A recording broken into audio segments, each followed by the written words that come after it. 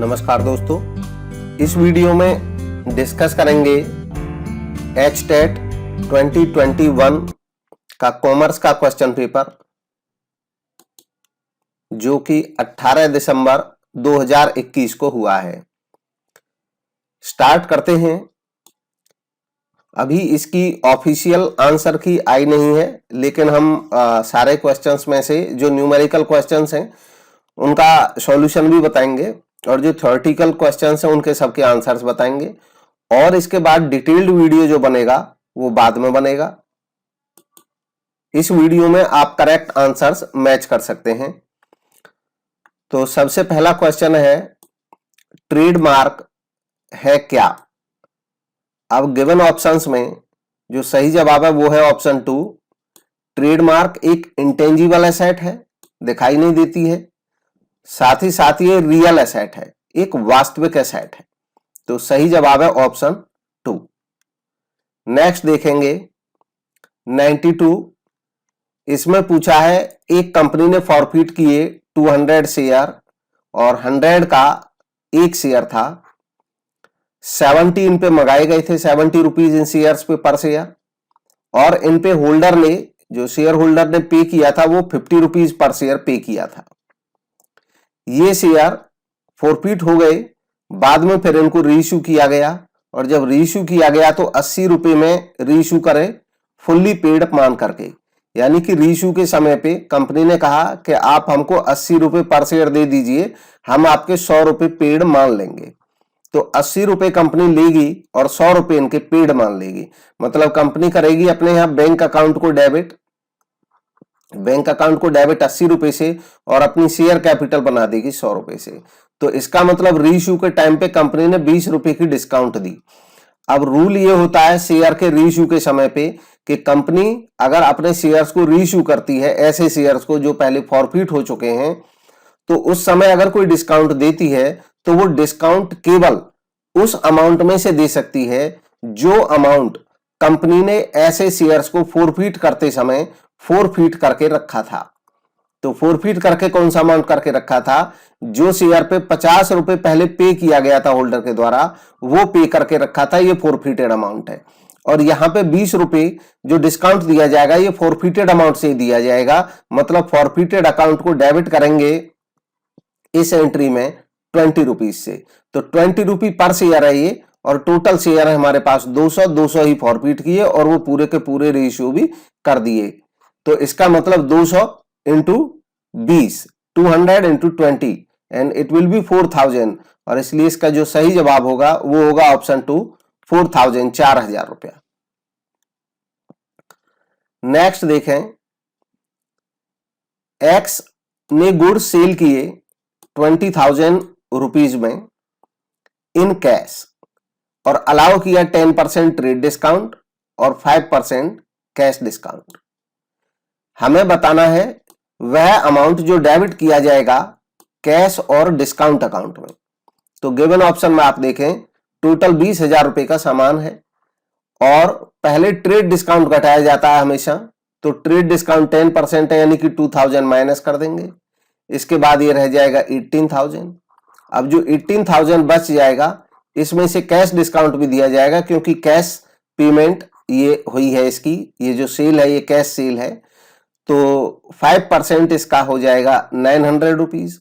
तो 5% आप 900 लेस कर देंगे और इस तरह जो कैश आएगा आपको वो आएगा 17,100। तो आप कैश को डेबिट करेंगे, जितना कैश आया 17,100 से, और डिस्काउंट आपने जितनी दी, कैश डिस्काउंट की केवल एंट्री होती है, उसको कैश को डेबिट कर देंगे। यानी कि ये सेकंड वाला ऑप्शन जो है ये सही हो जाएगा। 17,100 आप कैश डेबिट करेंगे और 900 जो आपने कैश डिस्काउंट दी है उसकी रिकॉर्डिंग करेंगे। ट्रेड डिस्काउंट की रिकॉर्डिंग बुक्स में होती नहीं है, केवल कैश डिस्काउंट की रिकॉर्डिंग होती है।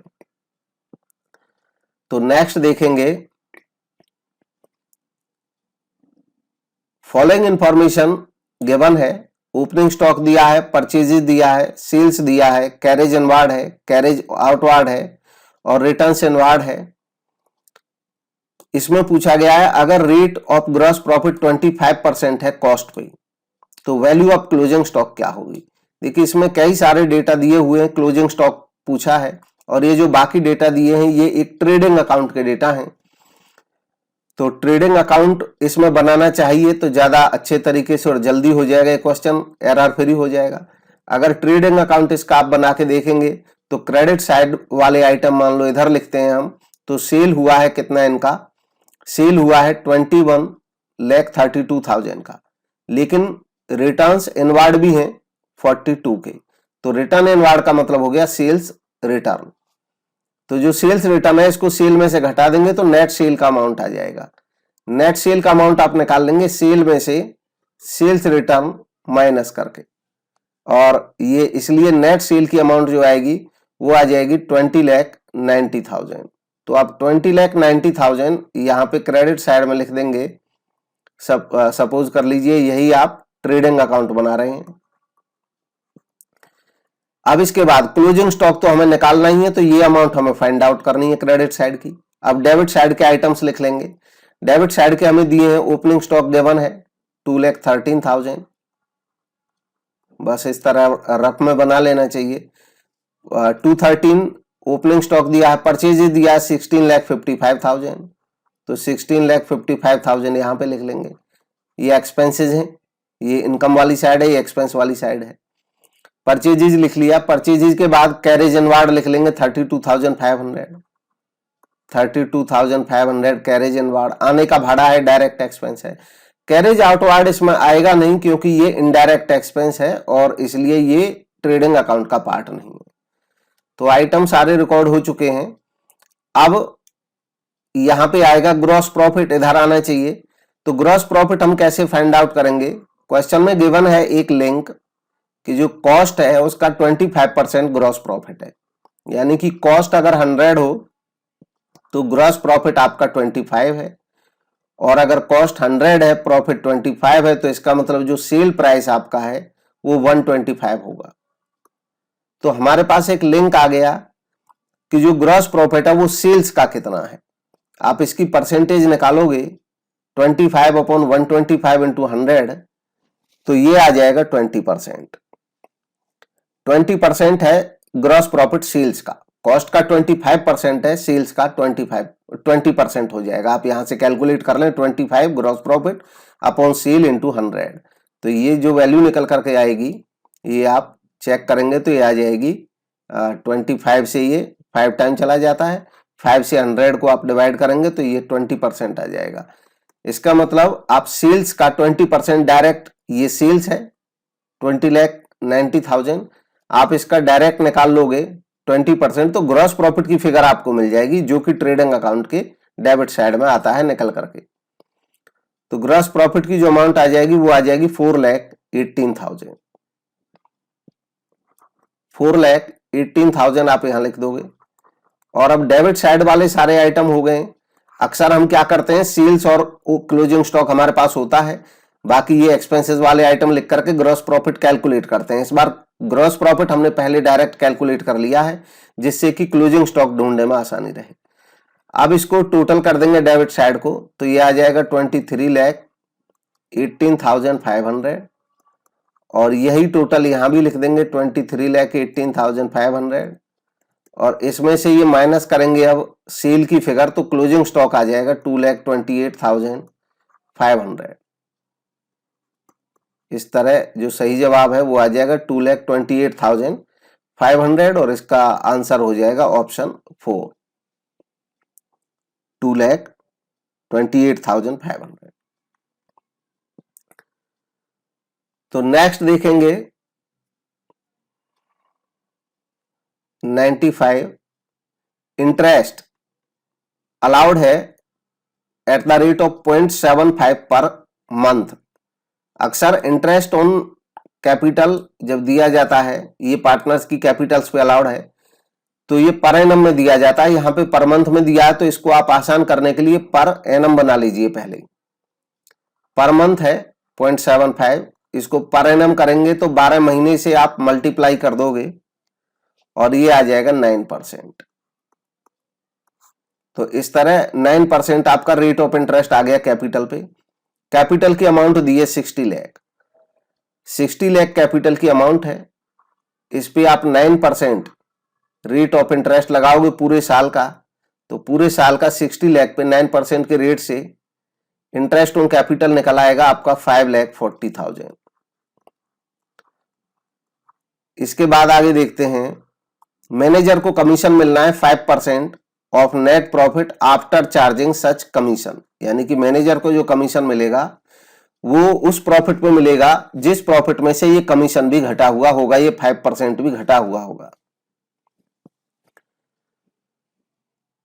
मतलब कमीशन घटाने के बाद का जो प्रॉफिट अगर 100 होगा तो कमीशन 5 होगा, तो कमीशन घटने से पहले का प्रॉफिट कितना होगा? कमीशन घटने के पहले का प्रॉफिट, इसका मतलब 105 होगा। हमारे पास जो प्रॉफिट अभी है ये है net profit before interest on capital and manager commission 14.85 lakh, यानी कि 14,85,000। तो 14,85,000 में से पहले तो इंटरेस्ट ऑन कैपिटल घटा सकते हैं, हमारे पास कैलकुलेट होके निकल आया है, इसको माइनस कर देंगे तो ये आ जाएगा 9,45,000।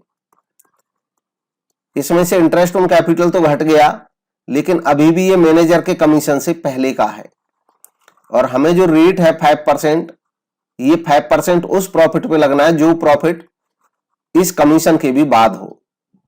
तो इसलिए इसका वेट देना पड़ेगा, जैसा यहां पे निकाला भी हमने। जब वेट देंगे तो 5/105 करेंगे। 5 इसलिए शामिल कर रहे हैं 100 में नीचे क्योंकि कमीशन इस अमाउंट में शामिल है, तो उसका वेट देने के लिए। अब इसको आप कैलकुलेट करेंगे, ये 21 से कट जाएगा, 21 से इसको आप डिवाइड कर दोगे तो ये निकल करके आ जाएगा 45,000। और इसलिए इसका जो सही जवाब हो जाएगा, हमसे पूछा है उन्होंने कि मैनेजर का कमीशन क्या होगा, तो मैनेजर का कमीशन हो जाएगा 45,000 रुपीज। तो सही जवाब इसका ऑप्शन 2 हो जाएगा। नेक्स्ट देखेंगे, इस क्वेश्चन में पूछा है which of the following statement is true, इनमें से सही स्टेटमेंट कौन सा है? तो जो पहला स्टेटमेंट है वही सही है इसका। Amount set apart to meet the future losses, ऐसा अमाउंट जो प्रॉफिट में से अलग करके रखा गया हो फ्यूचर में होने वाले लॉसेस को मीट करने के लिए, ड्यू टू नॉन लायबिलिटीज, जो कि नॉन लायबिलिटीज से होंगे, यानी कि जिनके बारे में हमें पता है कैसे वो लॉस होना है। Amount of which can not be determined properly, लेकिन उसकी जो अमाउंट है वो प्रॉपरली हम डिटरमाइन अभी नहीं कर सकते, तो उसको प्रोविजन कहा जाता है। जैसे प्रोविजन फॉर टैक्स बनाते हैं करंट ईयर की इनकम पे, और करंट ईयर की इनकम हमें पता चलेगी करंट ईयर समाप्त होने के बाद, जब नेक्स्ट ईयर के पहले दिन देखेंगे हम, तो पिछले साल के सारे हमारे पास अकाउंट अमाउंट अवेलेबल होंगी, तब प्रॉफिट पता चलता है। बट हम पहले ही करंट ईयर में ही जब टैक्स निकालते हैं तो हमें पता है टैक्स खर्चा होगा, बट अमाउंट उसकी हम सर्टेनिटी के साथ नहीं निकाल सकते, इसलिए प्रोविजन फॉर टैक्स बनाया जाता है। तो ऐसे ही प्रोविजंस फॉर बैड डेट्स या अन्य प्रोविजंस। तो सही जवाब है इसका ऑप्शन ए पहला। नेक्स्ट देखेंगे 97, इसमें पूछा है which of the following is an example of deferred revenue expenditure. देखिए एक्सपेंडिचर दो तरीके के होते हैं अमूमन। एक होते हैं कैपिटल एक्सपेंडिचर, जिनसे हमारी कोई फिक्स्ड एसेट क्रिएट हो जाती है। दूसरे होते हैं रेवेन्यू एक्सपेंडिचर, जिनसे कोई फिक्स्ड एसेट हमारी क्रिएट नहीं होती है, जैसे कि सैलरी, वेजेज, ये सब रेवेन्यू एक्सपेंडिचर है। रेवेन्यू एक्सपेंडिचर्स का बेनिफिट भी एक साल के अंदर अंदर मिल जाता है। कैपिटल एक्सपेंडिचर क्योंकि फिक्स्ड एसेट बना देते हैं जो कि कई साल तक चलती है और कई साल तक बेनिफिट देती है, इसलिए कैपिटल एक्सपेंडिचर का बेनिफिट कई साल तक मिलता है, जैसे कि बिल्डिंग परचेज, मशीन परचेज। यहां पे हमें पूछा है ये डेफर्ड रेवेन्यू एक्सपेंडिचर क्या होते हैं। तो ये ऐसे एक्सपेंडिचर होते हैं जिनकी नेचर तो रेवेन्यू जैसी होती है, लेकिन इनको एक ही साल में राइट ऑफ नहीं किया जाता है, फर्स्ट ईयर में ही, क्योंकि इनमें कुछ गुण ऐसे भी होते हैं कि इनके बेनिफिट थोड़े लंबे समय तक मिलते हैं, बट इनसे कोई फिक्स्ड एसेट नहीं बनती है, इसलिए इनको कैपिटल एक्सपेंडिचर ना बोल करके रेवेन्यू और कैपिटल के बीच का एक आइटम हो गया, जिसमें कुछ कंडीशन रेवेन्यू जैसी दिखती है देखने में और कुछ फीचर उसकी कैपिटल जैसी, इसलिए उसको कहा जाता है डेफर्ड रेवेन्यू एक्सपेंडिचर।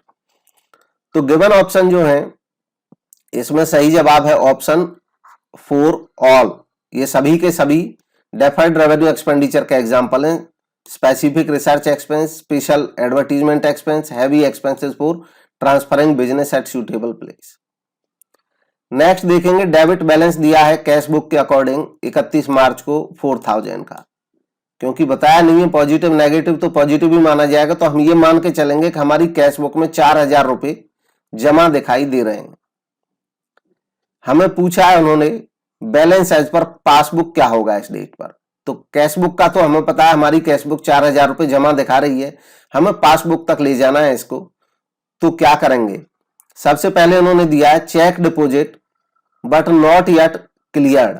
हमने चेक जमा किए, जब हमने चेक जमा किए तो अपनी कैश बुक में तो हमने पैसा ये मान लिया होगा कि बैंक में हमारा पैसा बढ़ गया, जबकि ये 300 अभी क्लियर नहीं हुआ है, यानी कि एक्चुअल में ये बैंक में नहीं बढ़ा है। तो हमें बैंक के पास तक पहुंचने के लिए अपने यहां से ये 300 रुपए कम करना होगा।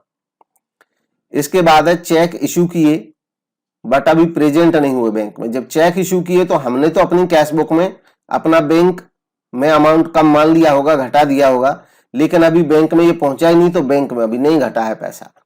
तो बैंक के बराबर करने के लिए हम इसको ऐड कर देंगे 200, क्योंकि ये अभी वहां घटा है नहीं बैंक में और हम कैश बुक का बैलेंस लेके चल रहे हैं। बैंक ने 100 रुपए हमें इंटरेस्ट दिया है और डायरेक्टली बैंक ने कलेक्ट कर लिया हमारा कोई डिविडेंड 100 रुपए का ही। जब बैंक हमारी कोई अमाउंट सीधे हमारे अकाउंट में जमा कर देता है, चाहे इंटरेस्ट देना हो बैंक को या कहीं से कोई पैसा आया हो, और अगर अभी तक हमें नहीं पता चला है तो हमारी कैश बुक में ये जमा नहीं है, तो हम कैश बुक में भी इसको जमा कर देंगे, क्योंकि पासबुक में ऑलरेडी ये जमा है। तो 100 यानी कि 200 रुपीज इकट्ठे इसके भी हम जमा कर देंगे। अब इस 4000 में इसको एडजस्ट करना है, तो ये आ जाएगा कितना, 400 आप ऐड करेंगे, 300 लेस करेंगे, तो कुल मिलाकर के जो अमाउंट आएगी वो आ जाएगी बनकर के 4100, और इसका सही जवाब 4100 हो जाएगा, जो कि ऑप्शन थर्ड में है। नेक्स्ट देखेंगे लिस्ट 1 को लिस्ट 2 के साथ मैच करना है। इसमें एक लिस्ट दी हुई है हमें, गुडविल है, सुपर प्रॉफिट है, नॉर्मल प्रॉफिट है, इंस्टीट्यूशनल गुडविल है। ऐसे क्वेश्चंस में एक लिस्ट पहले पढ़नी चाहिए कंप्लीट, तब अगली लिस्ट के आइटम देखने चाहिए और मैच करने चाहिए। तो ये अब हमारे माइंड में आगे कौन कौन से आइटम है, गुडविल है, सुपर प्रॉफिट है, नॉर्मल प्रॉफिट है, इंस्टीट्यूशनल गुडविल है। सबसे पहले लिस्ट 2 में दिया purchase consideration minus net asset. जितने में हमने कोई बिजनेस खरीदा उसमें से उस बिजनेस की जितनी नेट असेट थी अगर वो निकाल दें तो हमें ये पता चल जाएगा हमने कितना पैसा ज्यादा दिया। अक्सर हम बिजनेस खरीदते समय जो ज्यादा पेमेंट करते हैं वो गुडविल माना जाता है, और इसलिए ये जो है ये 1 से रिलेटेड है। नेक्स्ट है capital employed into normal rate of return. Capital employed business में जो कैपिटल लगी हुई है उस पे नॉर्मल रेट से अगर गुना करें तो हमें नॉर्मल प्रॉफिट पता चल जाता है, यानी कि जो सी है ये 2 से जुड़ा हुआ है। Cat nature goodwill, cat nature goodwill का मतलब होता है ऐसी गुडविल जो बिजनेस के साथ बनी रहती है, मालिक आए जाए उससे फर्क नहीं पड़ता, तो ये इंस्टीट्यूशनल गुडविल कहलाती है, डी थर्ड से जुड़ा हुआ है। और actual average profit minus normal profit, तो एक्चुअल एवरेज में से नॉर्मल अगर घटा देंगे तो सुपर प्रॉफिट हमें पता चल जाएगा, यानी कि बी जो है वो 4 से जुड़ा हुआ है। अब इसके हिसाब से यहाँ पे कोड मैच कर देने हैं, कौन सा कोड सही आएगा, तो इसका कोड सही आ जाएगा ये थर्ड, ये आप मैच कर लेंगे, ऊपर निशान इसके लगा ही दिए थे। नेक्स्ट देखेंगे cost incurred in providing goods and services is called. Goods और सर्विसेज को प्रोवाइड करने में डायरेक्ट और इनडायरेक्ट दोनों तरह की ही कॉस्ट होती है, इसलिए प्राइम तो हो नहीं सकता और ये कैपिटल एक्सपेंडिचर भी नहीं है, इसलिए इसका सही जवाब होना चाहिए ऑप्शन 2 एक्सपेंसेस। नेक्स्ट देखेंगे ए और बी पार्टनर्स हैं, 3:2 में बांटते हैं प्रॉफिट्स को। सी को एडमिट किया 3/20 शेयर के लिए, सी एक्वायर करता 1/3 of his share from B और ए सरेंडर करता 1/6 ऑफ हिज शेयर टू सी।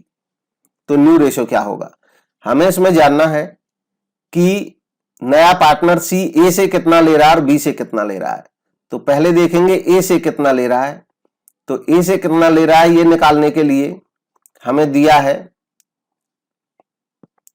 वो फ्रॉम ए से कितना ले रहा है, यहां पे दिया है ए सरेंडर करता है 1/6 ऑफ हिज शेयर। यहां पे हिज का मतलब ए से है, ए अपने हिस्से का 1/6 शेयर कर रहा है, तो ए का जो शेयर है वो 3/5 है यहाँ, और इस 3/5 का 1/6 वो देगा, यानी कि 3/5 का 1/6 कैलकुलेट करेंगे 1/6 तो ये आ जाएगा 3/30।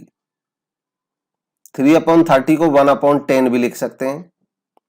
फिर देखेंगे बी कितना दे रहा है, तो बी के बारे में लिख रहा है कि सी एक्वायर कर रहा है 1/3 of his share from B.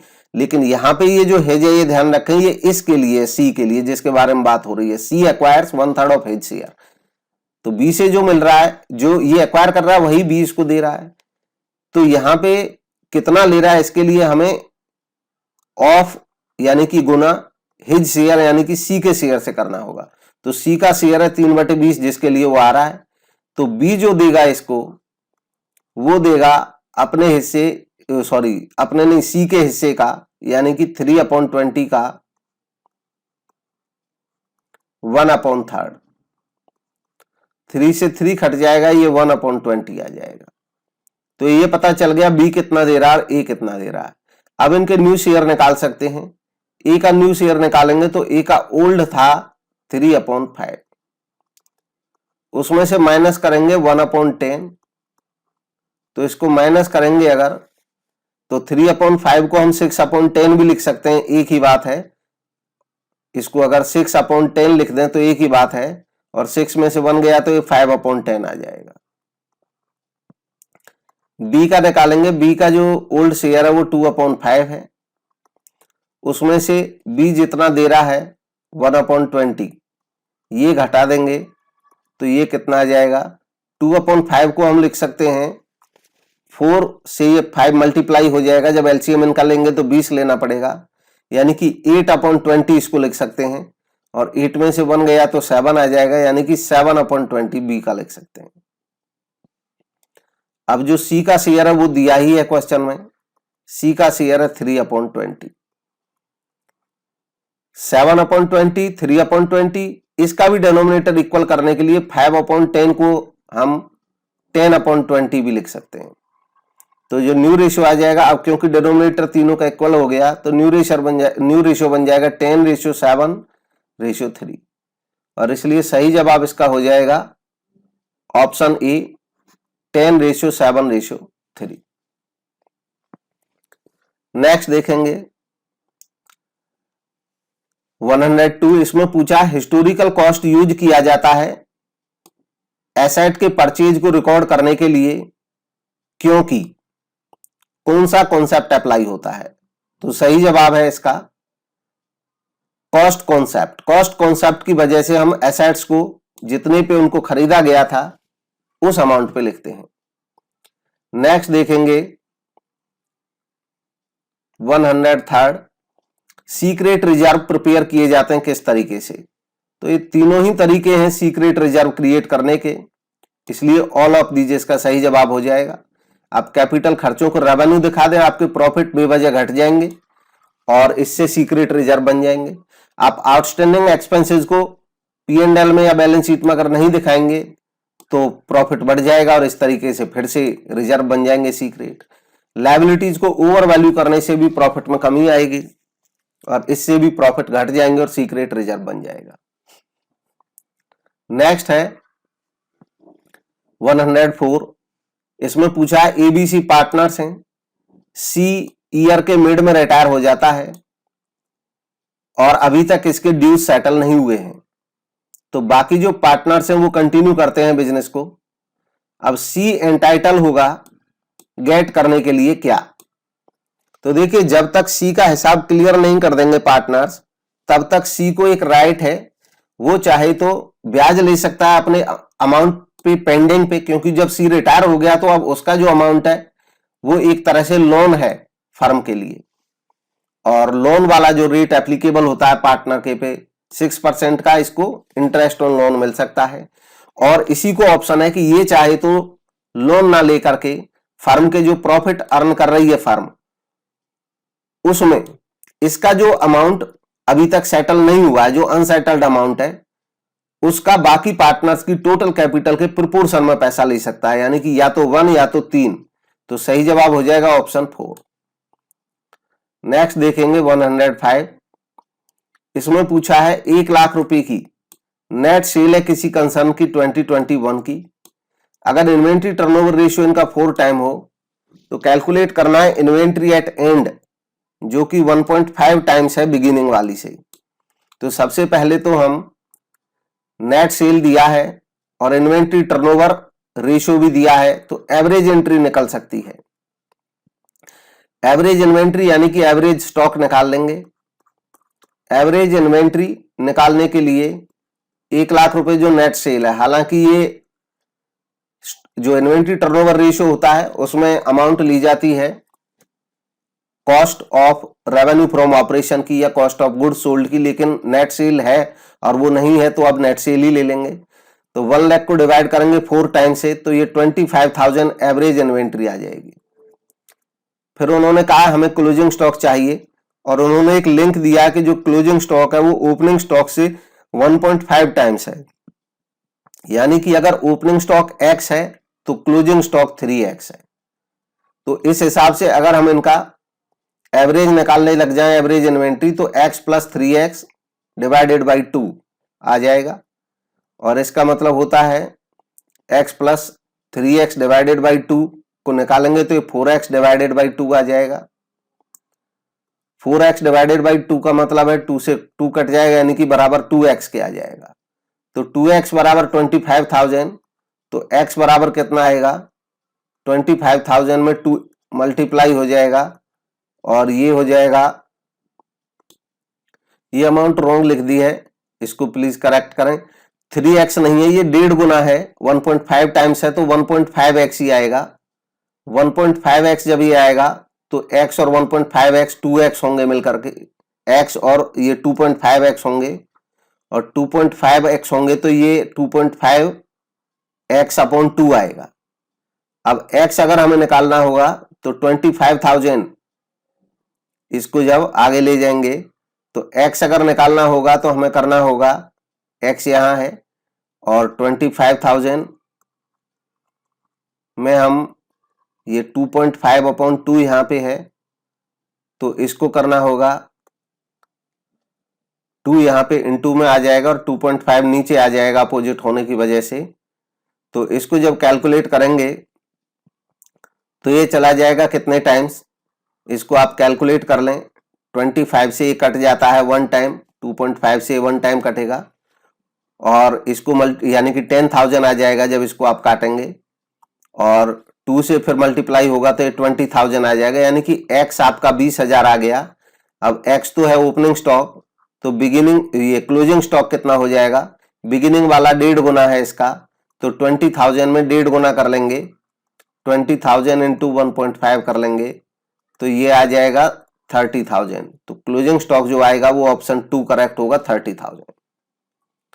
Next देखेंगे, at the time of dissolution of the firm following payments are due. कुछ पेमेंट ड्यू है डिसोल्यूशन के समय पे।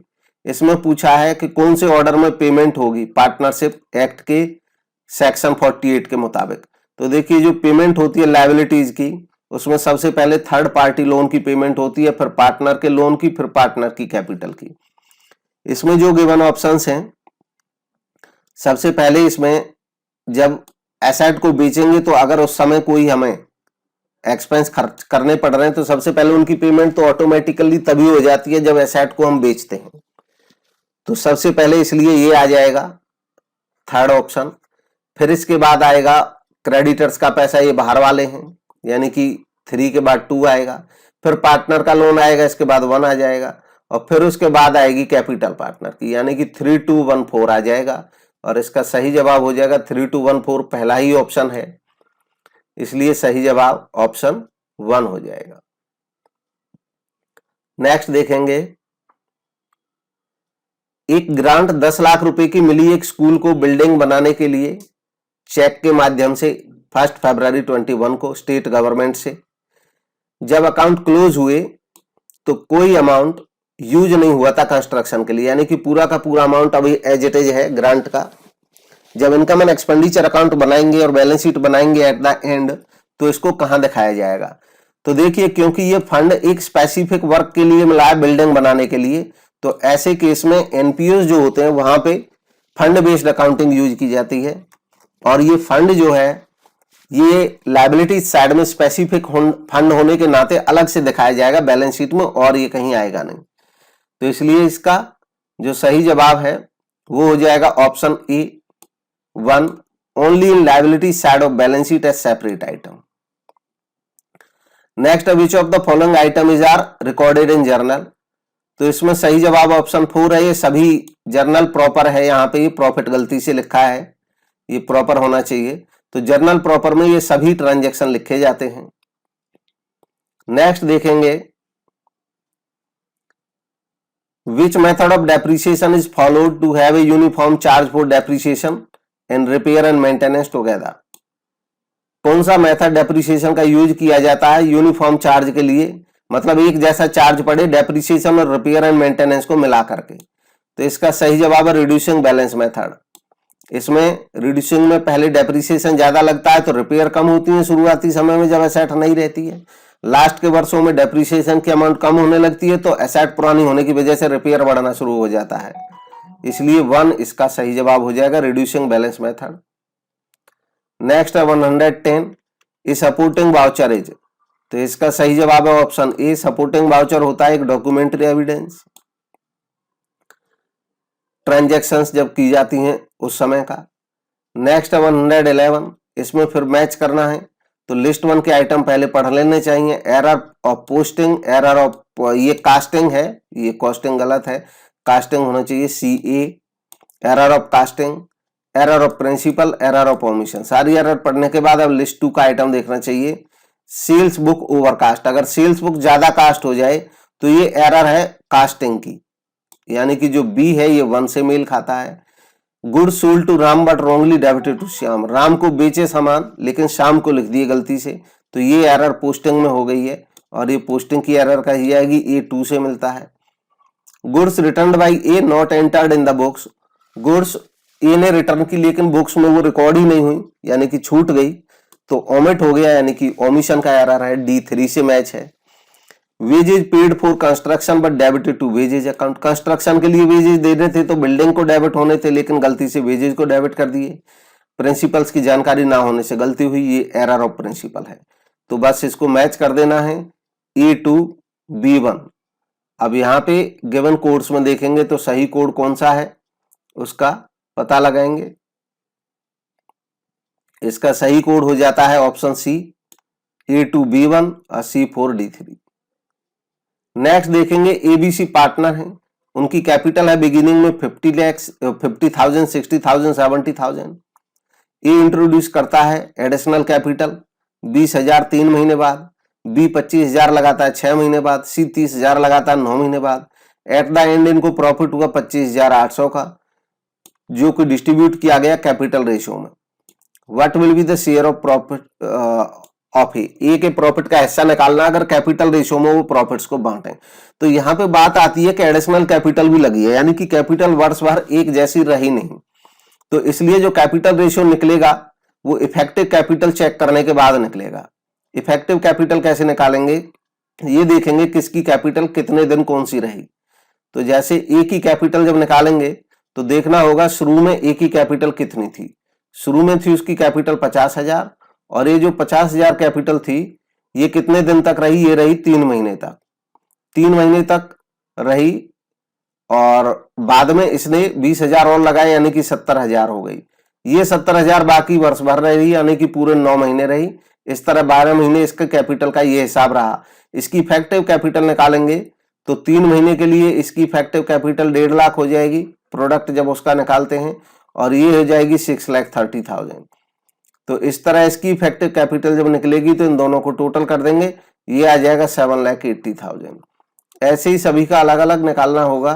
बी का निकालेंगे, पहले 60 थी और ये 60 बनी रही उसकी 6 महीने तक, यानी कि 3,60,000, और इसके बाद बाकी 6 महीने इसने 30 और लगा दिए, 25 लगाए इसने, तो 25 जुड़ेंगे इसके 60 में तो 85,000 हो गए। तो इसकी जो 85,000 बाकी, वो बाकी के 6 महीने रही। तो इसको कैलकुलेट कर देंगे 85 इंटू 6, तो ये 5,10,000 आ जाएगा। यानी कि इसकी जो इफेक्टिव कैपिटल रही वो 36 और 510 जोड़ देंगे तो 8,70,000 आ जाएगा। तो ए की 7,80,000 यहाँ पे अलग लिखते चले जाते हैं, और बी की आ गई 8,70,000। इसके बाद देखेंगे सी की कैपिटल शुरू में उन्होंने लगाई थी 70,000, ये 70,000 रही 9 मंथ तक, यानी कि 6,30,000। और इसके बाद इन्होंने 30,000 रुपये और लगा दिए, मतलब 1 लाख हो गई इनकी कैपिटल, वो बाकी के 3 महीने रही, यानी कि 3 लाख। इस तरह इनकी जो इफेक्टिव कैपिटल आई वो आई 9,30,000। अब इसके प्रोपोर्शन में ही प्रॉफिट बांटा जाएगा। जैसे प्रॉफिट है उनका 25,800, तो ये पार्टनर को ए को कितना मिलेगा, तो ए का रेशियो कितना बनेगा, इन इफेक्टिव कैपिटल्स का कर देंगे सबका टोटल। ये टोटल करेंगे तो ये आ जाता है 25,80,000, 25,80,000। बस आप कर देंगे 7,80,000 अपॉन 25,80,000, 7,80,000 के लिए और 25,80,000 के लिए। बस इसको अब मैच कर लेना है, कितना आएगा, तो ये आ जाएगा 7,800, क्योंकि 2580 से 2580 कटेंगे तो इधर 10 ही बचेंगे, और ये 10 मल्टीप्लाई हो जाएंगे इससे 780 से, तो 7,800। मतलब इसका जो ऑप्शन 1 है वो सही जवाब है। नेक्स्ट देखेंगे एक कंपनी कैन इशू, तो एक कंपनी ये सभी इशू कर सकती है, ऑप्शन 4 इसका सही हो जाएगा। नेक्स्ट है सब्सक्रिप्शन दिया है 6,24,000, जो कि इनकम और एक्सपेंडिचर अकाउंट में प्रिपेयर करते समय दिया है। मतलब जो करंट ईयर का सब्सक्रिप्शन है वो तो दे रखा है 6,24,000, और हमें इस क्वेश्चन में निकालना है नीचे कि amount of subscription receive during the year, तो ड्यूरिंग द ईयर मिला कितना वो निकालना है। तो ऐसे केस में अब हमें दे रखा है साल में सब्सक्रिप्शन मिलना था इतना, लेकिन मिला कितना, तो उसको निकालने के लिए जो हमें मिलना था 6,24,000, उसमें से इन सबको एडजस्ट करेंगे। 6,24,000 में से जो हमें मिलना चाहिए था उसमें से जो क्लोजिंग वाला सब्सक्रिप्शन है वो नहीं मिला है, इसलिए इसको माइनस कर देंगे क्लोजिंग वाले को। दूसरा, जो साल के शुरू में एडवांस मिल चुका था वो भी इस साल नहीं मिला होगा, तो उसको भी माइनस कर देंगे। तो ये दोनों माइनस हो जाएंगे, और प्लस कर देंगे इसमें वो सब्सक्रिप्शन जो साल के शुरू में आउटस्टैंडिंग था, क्योंकि वो मिला होगा इस साल, ये प्लस हो जाएगा। और इसके अलावा सब्सक्रिप्शन जो एंड में एडवांस आ गया है, इसका मतलब इस साल मिला है इसीलिए वो एंड में एडवांस दिख रहा है, तो इसको भी ऐड कर देंगे। तो ये दोनों ऐड हो जाएंगे, ये दोनों लेस हो जाएंगे उस अमाउंट में। तो इसके बाद हमें ये पता चल जाएगा ड्यूरिंग द ईयर आया कितना सब्सक्रिप्शन हमारे पास। जब कैलकुलेट करेंगे तो ये अमाउंट आ जाएगी निकल करके 6,14,000, ऑप्शन 3। नेक्स्ट देखेंगे, बाकी आप चेक कर लें, यही आ जाएगा। नेक्स्ट है when adjusted purchase is shown in the debit column of trial balance, जब ट्रायल बैलेंस में परचेज को एडजस्ट कर दिया गया हो, इसका मतलब उसमें क्लोजिंग स्टॉक एडजस्टेड है। तो ऐसे केस में, तो जब एडजस्ट हो चुके हो स्टॉक परचेजेज में, तो ऐसे केस में केवल क्लोजिंग स्टॉक दिखाया जाएगा ट्रायल बैलेंस में। इसका सही जवाब ऑप्शन 2 हो जाएगा। नेक्स्ट है 116, A draws a bill on 25th October 21 for 90 days and accepted the maturity date of the bill will be। तो मैच्योरिटी डेट क्या होगी वो निकालना है। डेज में पीरियड दिया है, जब डेज में दिया होता है तो देखेंगे अक्टूबर में कितने दिन हो गए। पहले हमें 90 दिन पूरे करने हैं, तो 25 अक्टूबर के बाद, अक्टूबर होता है टोटल 31 डेज का, तो 25 अक्टूबर के बाद अक्टूबर में 6 डेज बचेंगे। इसके बाद नवंबर में 30 डेज होते हैं, दिसंबर में 31 डेज होते हैं। 90 डेज पूरे करने के लिए जनवरी में कितने दिन तक पहुंच जाएंगे हम, जनवरी हम 23 दिन तक पहुंच जाएंगे, तो ये टोटल हम 90 डेज बन जाते हैं। 6 1 7 3 10 3 1 4 3 7 2 9, तो 90 डेज पूरे हो गए 23 जनवरी तक। अब हम 3 दिन इसमें ग्रेस के जोड़ते हैं, 3 दिन ग्रेस के जोड़ेंगे तो ये आ जाएगा 26 जनवरी। 26 जनवरी क्योंकि हम जानते हैं इंडिया में गजेटेड हॉलीडे होता है, तो रूल होता है इसका मैच्योरिटी डेट का कि अगर गजेटेड हॉलीडे पे ड्यू डेट पड़ती है तो मैच्योरिटी एक दिन पहले ही मान ली जाती है, 25 जनवरी को हो जाएगी, और इसलिए इसका सही जवाब ऑप्शन 2 हो जाएगा। इमरजेंसी हॉलीडे हो तो एक दिन जोड़ दिया जाता है, तब 27 जनवरी हो जाता, लेकिन क्योंकि हमें पता है 26 जनवरी गजेटेड हॉलीडे है, गजेटेड हॉलीडे या संडे जितने भी होते हैं, ऐसे केस में एक दिन पहले ही मैच्योरिटी हो जाती है। नेक्स्ट है immediate recognition of losses is related to. तो इमीडिएट रिकॉग्निशन लॉसेज का कौन से कॉन्सेप्ट के अकॉर्डिंग होता है? इसका सही जवाब है ऑप्शन 1 कंजर्वेटिज्म कन्वेंशन। नेक्स्ट है partnership firm is compulsorily dissolve.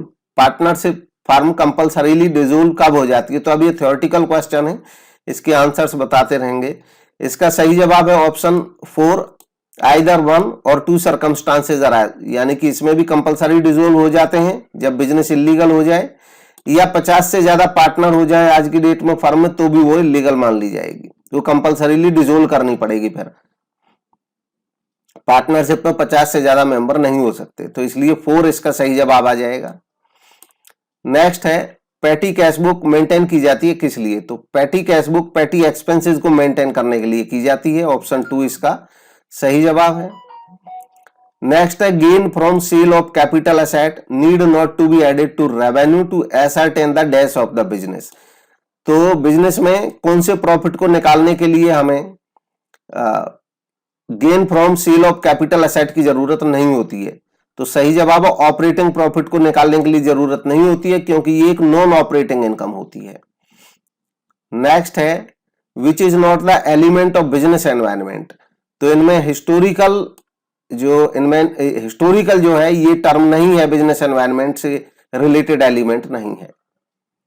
Next है डेलीगेशन ऑफ अथॉरिटी में इन्वॉल्व होता है क्या? तो इसका सही जवाब है option 4 assigning of duties and authority to subordinate शामिल होता है।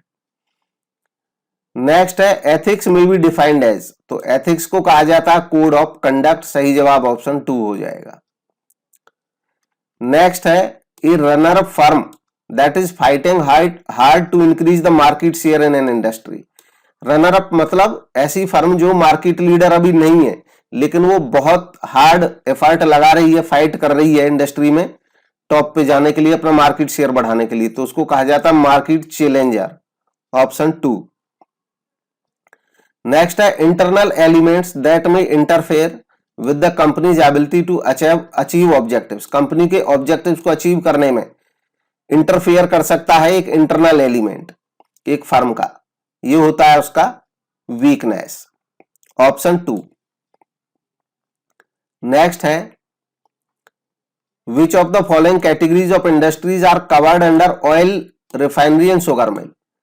ये दोनों ही आ जाते हैं एनालिटिकल इंडस्ट्रीज में, जो कि प्राइमरी इंडस्ट्री का पार्ट है। नेक्स्ट है which management thinker receive the Nobel prize for economics in 1978।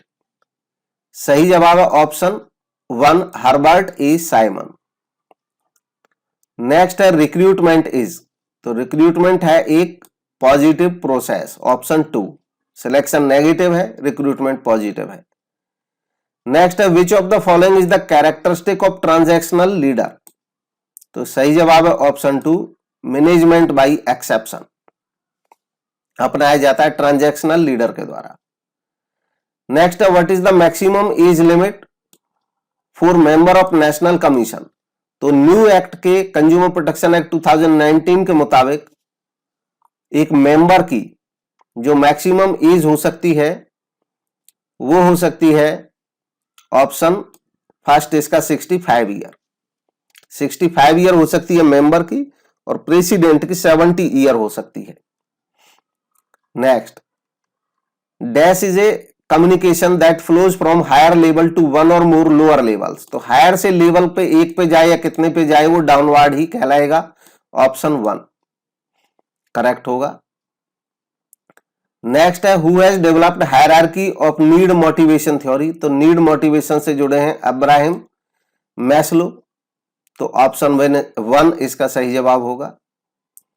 Next है situational model of leadership develop की गई किसके द्वारा? तो सही जवाब है option 4 Paul Hersey and Blanchard. Next है who has given 14 principles of management? तो 14 प्रिंसिपल्स ऑफ मैनेजमेंट दिए थे फैयोल ने, ये फ्रांस के रहने वाले थे।